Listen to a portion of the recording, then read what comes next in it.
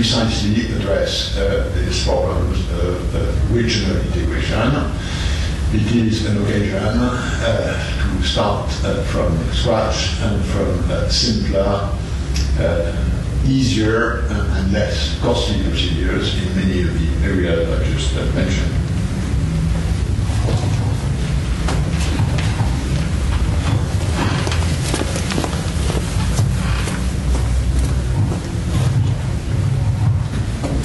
My name is Aisha, I'm a reporter for Venture Magazine.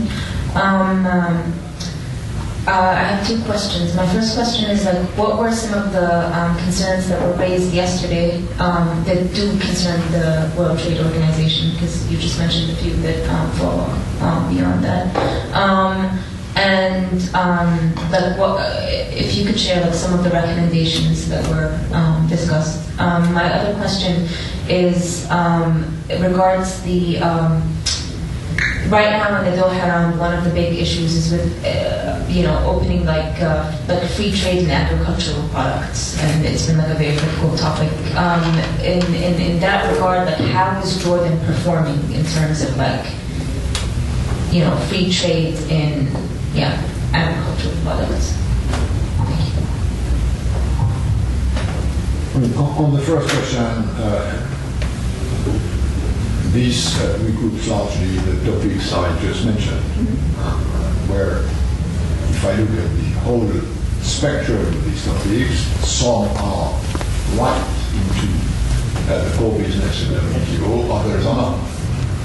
And what's in the core business of the WTO is non-tariff measures. Although harmonization of non-tariff measures is not for WTO proper, this is for technical organizations which are elsewhere in the international system, whether it's the Office for Animal Health, whether it's the Basel-based Forum of Stability, the Stability Board, which dictates prudential rules on banking, on insurance, whether it's on environmental agreements, on endangered species or toxic waste. This has a lot of bearing in the capacity to trade. Of course, what remains are tariffs. There remain important tariff peaks in some countries, whether it's for manufacturers or agriculture, although not a lot of that in the Arab world. And of course, trade distorting practices, which you mentioned, like farm trade distorting farm subsidies. So these are all areas which are being negotiated in WTO, although on some of these issues, and notably reduction of what remains of industrial tariffs, so far there could be no agreement between US on one side and China on the other side, for reasons that have to do on their respective interpretation of what their level of development is as compared to their trade obligations. On a country like Jordan, it joined WTO rather recently. It has sort of reasonably open trade as compared to the level of development of Jordan. It's relative. There are still a few protections here and there, but which are perfectly within Jordan's obligation in the WTO. And if you look at what enters Jordan, including, by the way, transit, it's probably 85% of what enters Jordan on trade, which is duty-free. So there remain a limited number of lines where there are tariffs, a little more on agriculture than on industry, but the sort of ceiling level average of tariffs in Jordan is 15%, and the average applied level is, let's say, a bit below 10%. where on the tariff lines where there are tariffs, which is roughly 20% of tariff lines, which leads to a situation where it's a relatively small tax on trade. And by the way, if you look at the proportion of customs duties in the tax receipts of the Kingdom of Jordan at large, customs receipts are a bit below 10% of overall tax public revenues, which is a modest part. So all in all, Jordan belongs to the categories of developing countries whose trade is reasonably well opened.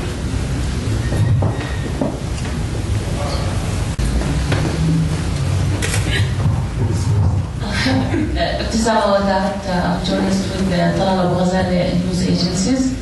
My question is about your meeting with the Arab trade representatives and mainly the Palestinian delegation. I'm interested in the topics raised in this meeting, mainly as we know Palestine still has a special condition as a country under occupation. What are the main topics raised in this meeting? Thank you.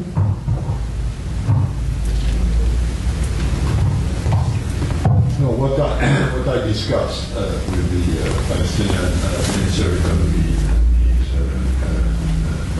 team is state of play on the preparation of the Palestinian request for accession to the WTO.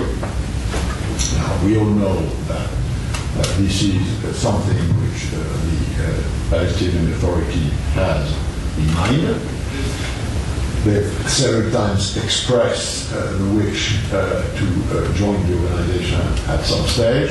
We all know this necessitates a lot of preparations, and we've been discussing these preparations, which is looking at the Palestinian trade regime as it compared to the WTO standards, the various streams of technical assistance which we are providing to Palestine in order to train its negotiators, to train its services, goods, investment, intellectual property specialists. So a sort of normal roundup of where they are in this process of preparation and what we can do as WTO Secretariat short term in order to help them building their capacity. And we all know that at some stage we will have to go back to the political issue, which is can Palestine join the WTO either as an autonomous custom territory or